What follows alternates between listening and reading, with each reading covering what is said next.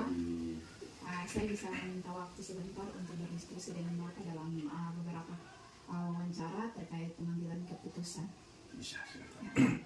Bapak, di sini ada beberapa pertanyaan pemandu yang jadi saya sampaikan ke Bapak terkait pengambilan keputusan. Nah, di sini Bapak dalam proses pembelajaran selama di sekolah tentu pasti ada keadaan-keadaan tertentu yang tidak kondusif dalam perjalanan kita dalam lingkungan sekolah. Nah, dalam situasi-situasi yang tidak kondusif ini pasti ada pengambilan keputusan dari pimpinan maupun dari guru. Nah, dalam wawancara ini adalah pengambilan keputusan dari seorang pimpinan atau kepala sekolah. Baik Bapak, untuk pertanyaan yang pertama, selama ini bagaimana Bapak mengidentifikasi kasus-kasus yang merupakan dilema etika ataupun bujukan moral? Baik, sejauh ini saya belum melakukan identifikasi secara khusus, namun saya akan mempelajari dan menyimpulkan terhadap kasus yang akan terjadi maupun sebelum terjadi. Baik Bapak, pertanyaan selanjutnya, selama ini juga Bapak bagaimana menjalankan pengambilan keputusan di sekolah Bapak, terutama untuk kasus-kasus di mana ada dua kepentingan yang sama-sama benar atau sama-sama mengandung nilai kebajikan. Baik, menyangkut dengan pengambilan keputusan, jika diperlukan pengambilan keputusan maka terlebih dahulu kami melakukan koordinasi dengan pihak-pihak terkait seperti komite maupun pendukung sekolah sehingga keputusan ini bisa diambil secara baik. Baik Bapak, pertanyaan selanjutnya, langkah-langkah atau prosedur seperti apa yang biasa Bapak lakukan selama ini? Baik, menyangkut dengan prosedur yang baku kami belum ada, akan tetapi saya akan selalu mengusahakan jalan musyawarah sehingga keputusan ini bisa diambil secara adil. Baik, jadi selama ini pengambilan keputusan yang Bapak lakukan bersama itu adalah musyawarah ya Bapak? Ya, untuk selanjutnya hal-hal apa saja yang selama ini Bapak anggap efektif dalam pengambilan keputusan? Ya, hal yang paling efektif adalah melakukan musyawarah. Karena dengan musyawarah satu keputusan bisa diambil secara baik dan benar. Pertanyaan selanjutnya, apakah Bapak memiliki suatu tatkala atau jadwal tertentu dalam penyelesaian kasus dilema etika? Apakah Bapak langsung menyelesaikan di tempat atau memiliki jadwal tertentu untuk menyelesaikannya? Ya, baik. Menyangkut dengan jadwal dilihat dari kasus apa bisa diselesaikan atau tidak bisa. Kalau bisa diselesaikan maka saat itu langsung diselesaikan. Tapi kalau tidak bisa maka kita harus mendatangkan pihak-pihak terkait seperti tadi yang disampaikan dari komite maupun orang tua sehingga kasus itu bisa diselesaikan. Jadi untuk menyelesaikan kasus ini tergantung pada situasi kasus. Ya, pertanyaan selanjutnya, adakah seseorang atau faktor-faktor apa saja yang selama ini mempermudah atau membantu Bapak dalam pengambilan keputusan dalam kasus-kasus dilema etika? Ya, baik. Menyangkut dengan faktor, ada beberapa teman yang bisa membantu untuk menyelesaikan seperti guru, orang tua, komite, sehingga pengambilan keputusan ini bisa berjalan dengan baik. Baik Bapak. Jadi selama mengambil keputusan ini tidak serta-merta Bapak sendiri yang mengambil, tetapi ada kerjasama antara Bapak dengan pihak-pihak lain. Harus ada kerjasama, karena pengambilan keputusan yang kita lakukan tidak mungkin dari sepihak, harus ada kerjasama. Ya, baik. Terima kasih Bapak. Pertanyaan selanjutnya, dari semua hal yang telah disampaikan, pembelajaran apa yang Bapak petik dari pengalaman Bapak dalam mengambil keputusan? Ya, baik. Dan menyangkut dengan pembelajaran ini, musyawarah adalah penting buat kami sehingga apapun yang akan terjadi tetap dilakukan musyawarah. Ya, baik. Mungkin itu saja pertanyaan yang saya sampaikan, dan dari sini juga dari diskusi kita hari ini, hal yang saya dapat dari pengambilan keputusan yang menarik bagi saya adalah mengambil keputusan tidak serta-merta secara personal, tetapi ada dengan pihak lain, dan dalam pihak itu kita harus ada musyawarah sehingga keputusan itu tidak berpihak pada kepentingan personal tetapi kepentingan bersama, sama-sama merasa aman, merasa tenang. Ya, mungkin itu saja Bapak. Terima kasih untuk waktunya. Terima kasih dan selamat pagi. Selamat pagi Bapak. Saya bisa minta waktu beberapa menit ke depan untuk kita sama-sama membahas sesuatu yang berkaitan dengan pengambilan keputusan. Dari pendidikan guru penggerak sebagai salah satu calon guru penggerak, jelaskan untuk berkaitan dengan pengambilan keputusan dari seorang pemimpin. Nah, praktek pengambilan keputusan yang selama ini Bapak jalankan, terutama untuk kasus-kasus yang dimana nilai-nilai kebajikan saling berkesinambungan. Untuk kasus-kasus dilematika yang sama dan terjadi itu tidak harus ada yang salah, tetapi bisa saja benar yang kita pertanggungjawabkan. Apakah selama ini dilakukan Bapak praktek yang Bapak jalankan? Nah, dalam wawancara ini ada beberapa poin yang akan saya tanyakan dengan Bapak. Sekiranya saya minta waktu ya Bapak.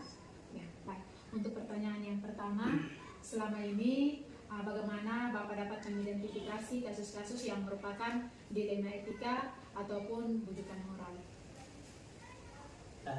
Untuk itu sebelumnya untuk masalah ini kan kita sebagai pendidikan dasar ya, awal dasar yang saya jalani selama itu ada yang saya alami untuk di sekolah saya. Untuk tidak di kalau SLTP itu kan masalah yang tidak bisa berkesinambungannya, tapi untuk pendidikan dasar itu kan tidak seberapa masalahnya. Dan di sini yang dasar yang saya pakai itu adalah dengan kita mempelajari dan menyimpulkan kasus yang terjadi, terus selanjutnya kesimpulan itu dapat digunakan sebagai bahan untuk menindaklanjuti pengambilan keputusan, baik yang berkaitan dengan dilema etika maupun bujukan moral. Karena di sini siswanya sekolah dasar, kecuali tidak pertama dengan Ya, jadi karena di sini masih anak-anak, ya, masalahnya tidak terlalu besar, hanya biasa-biasa saja ya Bapak. Baik, pertanyaan yang kedua, bagaimana Bapak menjalankan pengambilan keputusan di sekolah Bapak, terutama untuk kasus-kasus di mana ada dua kepentingan yang sama-sama benar atau sama-sama mengandung nilai kebajikan? Di sini saya ambil dua poin itu adalah yang pertama, mengumpulkan informasi yang cukup tentang kedua kepentingan tersebut dalam mempertimbangkan dampak dan dari masing-masing keputusan yang diambil. Yang kedua, mencari keputusan yang terbaik karena kedua dalam pihaknya merupakan masalah yang sama-sama benar yang harus menguntungkan kedua belah pihak. Kita bisa karena ini dua saat mencari Bapak, untuk pertanyaan yang ketiga, langkah-langkah atau prosedur seperti apa yang biasa Bapak lakukan selama ini? Di sini saya coba namanya pendidikan dasar, makanya saya cuma ambil 5 langkah saja. Kalau untuk itu yang SLT itu masih banyak, tapi untuk di pendidikan saya cukup 5 karena yang dialami saya. Yang pertama, identifikasi keputusan yang perlu diambil. Yang kedua, kumpulkan informasi yang relevan. Yang ketiga, cari solusi yang alternatif. Yang keempat, pertimbangkan bukti. Yang kelima, ambil tindakan. Berarti 5 langkah itu yang biasa Bapak gunakan dalam menghadapi kasus-kasus untuk anak-anak di tingkatan SD ya Bapak.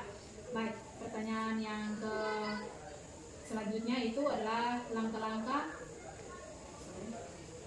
hal apa saja yang selama ini Bapak anggap efektif dalam pengambilan keputusan pada kasus-kasus dilema etika? Di sini saya ambil cuma 3 prinsip saja, karena mereka bisa dikonti anak-anak kok masih bimbingan. Maka di sini saya ambil 3 prinsip saja, yaitu yang pertama berpikir, yang kedua berbasis hasil akhir, yang ketiga berorientasi pada aturan yang benar dan mengutamakan rasa peduli. Ya, baik, ada 3 prinsip Ya. yang Bapak pakai. Pertanyaan selanjutnya, apakah Bapak memiliki sebuah skala atau jadwal tertentu dalam sebuah penyelesaian kasus dilema etika? Apakah dari kasus itu Bapak langsung menyelesaikan atau Bapak menggunakan waktu-waktu tertentu untuk menyelesaikan masalah? Terima kasih. Kalau itu saya langsung tergantung kita lihat dari seberapa mendesak dan seberapa besarnya pengaruh terhadap lembaga yang saya pimpin. Jika memang memerlukan waktu dan pihak-pihak lain yang terlibat, maka saya membuat alokasi waktu khusus. Tapi kalau tidak, Ya, secara Ya, secara internal ya Bapak. kalau yang seperti panjang saya bisa atur waktu. Tapi kalau itu langsung bisa. Langsung selesaikan ya Bapak. Baik, pertanyaan selanjutnya, adakah seseorang atau faktor-faktor apa yang selama ini mempermudah atau membantu Bapak dalam pengambilan keputusan dalam kasus-kasus dilema etika? Sebagai seorang kepala sekolah, tentunya saya harus mampu membuat keputusan dengan berdasarkan nilai-nilai kebajikan yang saya pahami, namun melibatkan dewan guru atau pihak terkait juga bukan hal yang selalu selama hal itu baik untuk siswa dan lembaga. Tetap tidak bisa terkait kita mau yang cuma dengan balai dan sekolah tidak perlu siswa dengan guru. Jadi selama mengambil keputusan ini Bapak selalu tidak serta-merta sendiri, tetapi Ya. ada pihak-pihak Ya. guru dan Ya. bisa saja sesama anak murid. Yang pertanyaan yang terakhir Bapak, dari semua hal yang telah Bapak sampaikan, pembelajaran apa yang Bapak petik dari pengalaman Bapak dalam mengambil keputusan dilema etika ini? Kalau pengalaman yang saya ini itu yang ini adalah yang saya biasanya harus nilai-nilai kebijakan dalam diri, terus prinsip pengambilan keputusan, paradigma berpikir, dan langkah-langkah yang biasa diambil dalam pengambilan keputusan itu menjadi dasar pengambilan keputusan yang bertanggung jawab.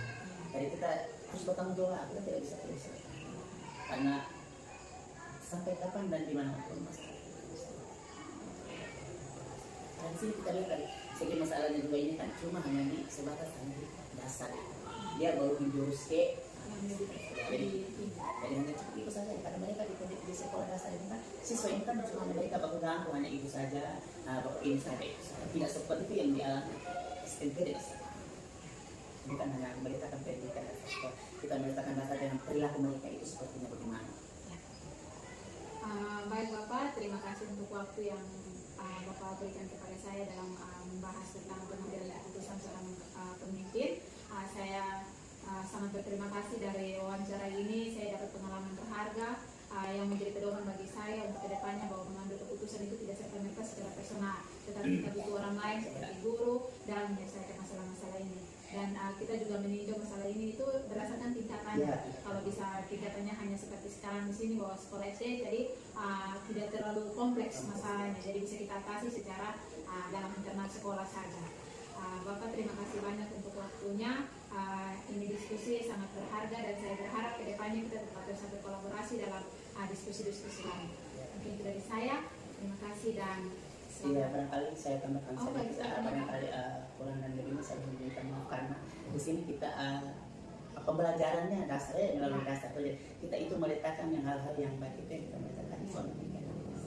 Untuk nanti ke jenjang pertama selesai itu barangkali masalah itu dia tadi menuai khusus untuk pendidikan dan kita selesaikan cukup di sekolah guru dengan kepala sekolah kalau ada siswa itu. Karena itu yang saya tambahkan sedikit. Saya berucap sama-sama dan sampai jumpa. Baik Bapak, terima kasih banyak. Siang Bapak. Siang. Saya bisa minta waktunya sebentar untuk kita melakukan wawancara terkait pengambilan keputusan dari seorang pemimpin. Nah, Bapak praktik pengambilan keputusan selama ini Bapak jalankan terutama untuk kasus-kasus di mana nilai-nilai kebajikan saling berkesinambungan, atau untuk kasus-kasus dilema etika yang sama-sama benar. Jadi dalam kasus ini tidak saja salah, tetapi bisa juga keputusan itu selalu membenarkan apapun itu juga. Nah, dari keputusan ini ada beberapa pertanyaan yang akan saya tanya ke Bapak dan Bapak bisa untuk menanggapi. Ya, silakan. Ya, yang pertama, selama ini bagaimana Bapak dapat mengidentifikasi kasus-kasus yang merupakan dilema etika atau bujukan moral? Ya. Jadi kita tahu bahwa dalam pengambilan keputusan itu ada dua hal yang perlu kita ingat, yaitu tentang etika dan moral. Dan hal ini etika itu kita akan mengambil keputusan di antara dua hal yang sama-sama penting dan dianggap benar semua. Sehingga bagaimana kita mengambil keputusan itu di antara kedua hal itu mana yang lebih tepat untuk kepentingan banyak orang, seperti di sekolah untuk kepentingan sekolah, ataupun kita mau memihak atau melihat dari segi kekeluargaan, kita akan mengambil keputusan akan menyalahi aturan yang ada. Sehingga hal ini perlu kita pelajari bagaimana keputusan kita itu terbaik untuk semuanya. Sedangkan untuk moral itu artinya kita mengambil keputusan antara salah dan benar. Jadi ada yang dinyatakan benar atau salah itu dengan melihat bentuk kasus yang ada. Ya, jadi selama perjalanan kita selama ini di sekolah, kami mengambil keputusan itu tidak semuanya kita mengikuti prosedur, tapi kita juga melihat keberadaan masyarakat kita yang ada di sini, yang mana mungkin salah satunya di antara anak-anak mereka bersekolah di sini, dia juga bisa melihat kemampuan, salah satunya kemampuan orang tua, walaupun ada kebijakan yang mungkin menyalahi aturan, tetapi semuanya itu untuk kebaikan sekolah maupun masyarakat yang ada di sekitar untuk sekolah kita. Mungkin itu. Baik, pertanyaan kedua Bapak.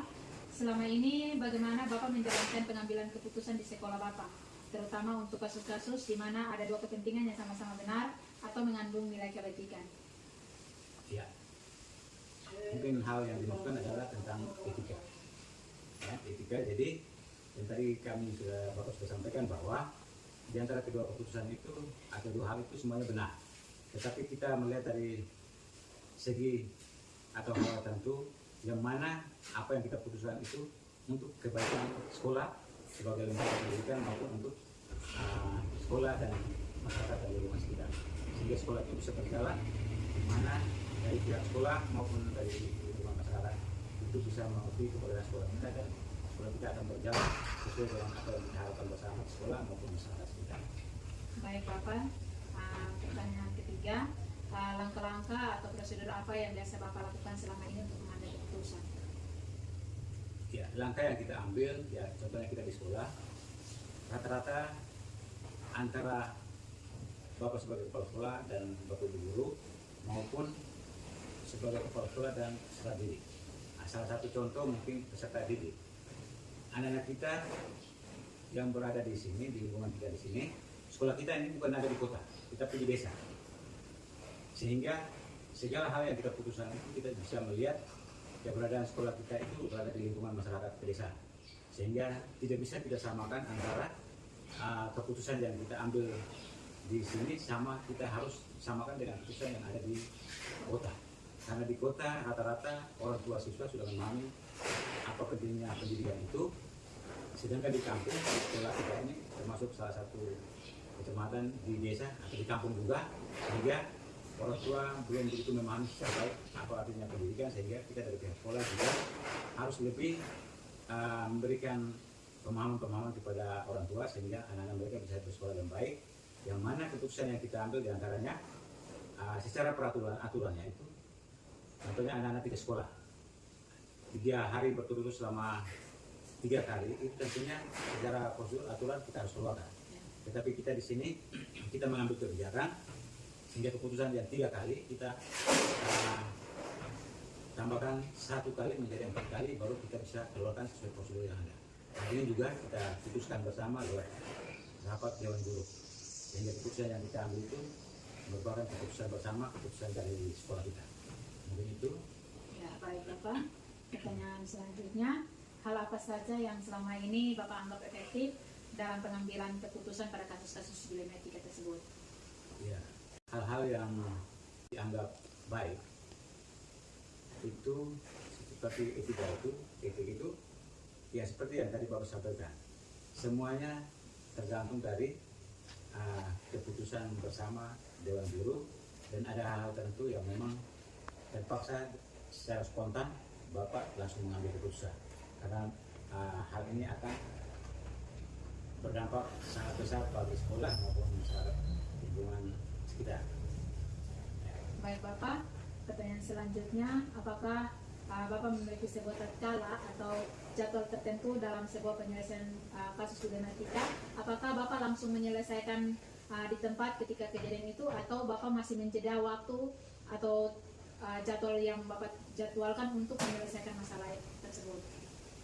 Ya, selama perjalanan Bapak di sini, kebetulan kejadian itu sudah terjadi di sekolah kita dan kebetulan Bapak tidak di tempat. Kebetulan Bapak sementara berada di luar, sehingga Bapak memberikan wewenang kepada Wakasek Kurikulum untuk bersama-sama dengan orang tua untuk mengambil inisiatif, tetapi keputusan akhir ada di tangan Bapak.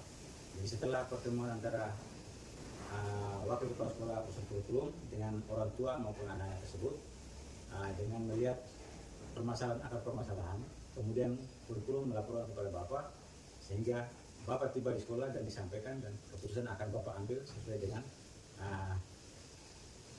inisiatif antara Wakasek Kurikulum dengan orang tua maupun siswa yang bersangkutan, sehingga kita mengambil keputusan itu tidak merugikan salah satu pihak. Nah, tadi Bapak sudah sampaikan bahwa kita di sini sekolahnya ada di kampung, tidak seperti di kota, sehingga prosedur kita jalankan, tetapi ada hal tertentu yang perlu kita lihat sehingga keberadaan sekolah kita itu baik di lembaga maupun masyarakat lingkungan sekitar. Baik Bapak, masih ada 2 pertanyaan lagi. Pertanyaan berikutnya adalah adakah seseorang ataupun faktor apa saja yang mempermudah Bapak membantu untuk mengambil keputusan dalam kasus-kasus tersebut? Faktor yang mempermudah Bapak dalam mengambil keputusan itu salah satunya adalah sekolah kita bukan Bapak sebagai kepala sekolah sendiri ada di sekolah, tetapi Bapak Ibu guru yang ada di sekolah, sehingga ada hal-hal tertentu Bapak perlu juga mengkomunikasikan kepada Bapak Ibu guru, dan di antara keputusan nanti Bapak ambil itu ada hal-hal tertentu yang Bapak Ibu guru sudah mengetahui, sehingga Bapak perlu bertanya kepada Bapak Ibu guru lewat rapat dewan guru, sehingga masukan usul saran dari Bapak Ibu guru yang menjadi dasar buat Bapak untuk mengambil keputusan untuk kebaikan kita bersama. Baik. Pertanyaan terakhir, dari semua hal yang telah Bapak sampaikan, pembelajaran apa yang Bapak petik dari pengalaman pengambilan keputusan di etika ini? Pas untuk kita bersama di antara Bapak Ibu guru, tata usaha, dan orang tua siswa maupun masyarakat sekitar, yaitu bagaimana kita bisa menjalankan prosedur di lembaga ini secara baik sehingga kita berhadap orang tua siswa maupun anak-anak bisa mengikuti prosedur kelembagaan pendidikan yang ada, sehingga kedepannya hal-hal yang terjadi selama ini mungkin bisa dikurangi, bahkan bisa hilang, sehingga perjalanan pendidikan kita bisa berjalan dengan baik sesuai dengan apa yang kita harapkan bersama, terutama pemerintah kita. Pendidikan merupakan lembaga untuk mendidik dan pembelajaran untuk anak-anak kita. Itu saja. Baik, terima kasih Bapak. Dari wawancara ini saya berkesimpulan bahwa dalam mengambil keputusan sebagai pimpinan tidak saja serta-merta mengambil wewenang sendiri, tetapi perlu ada dukungan dari rekan maupun kawan guru, bawahan-bawahan guru maupun keluarga dalam pengambilan keputusan ini. Ini menjadi pembelajaran bagi saya jika kedepannya saya bertindak sebagai seorang pemimpin, saya juga harus memikirkan hal-hal lain dan untuk kepentingan bersama, bukan untuk sekolah tetapi kepentingan masa depan anak-anak. Dan terima kasih Bapak untuk waktu yang Bapak berikan untuk kita berbagi pengalaman, dan kedepannya saya masih kalau membutuhkan Bapak untuk mendukung saya dalam setiap proses perjalanan dalam pengambilan keputusan, mungkin saya masih bisa berkomunikasi dengan Bapak untuk membantu saya dalam mengambil sebuah keputusan. Itu saja Bapak, selamat siang. Ya, jadi mungkin ada tambah sedikit ya Ibu. Ya. Jadi Bapak sebagai kepala sekolah tentunya tidak semua hal itu diketahui oleh Bapak, sehingga Bapak sampaikan tadi bahwa apa yang akan Bapak putuskan itu perlu ada koordinasi dengan Bapak Ibu guru sehingga keputusan itu diambil bisa berdampak baik untuk kita semua. Terima kasih Bapak.